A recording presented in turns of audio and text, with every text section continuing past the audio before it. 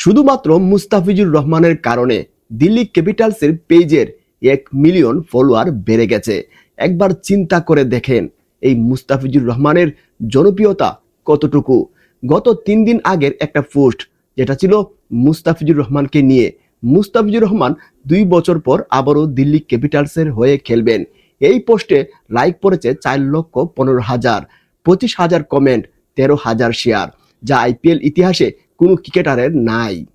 শুধুমাত্র মুস্তাফিজুর রহমানের কারণে দিল্লি ক্যাপিটালসের পেজের 1 মিলিয়ন ফলোয়ার বেড়ে গেছে।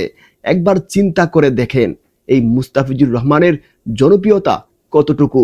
গত 3 দিন আগের একটা পোস্ট যেটা ছিল মুস্তাফিজুর রহমানকে নিয়ে।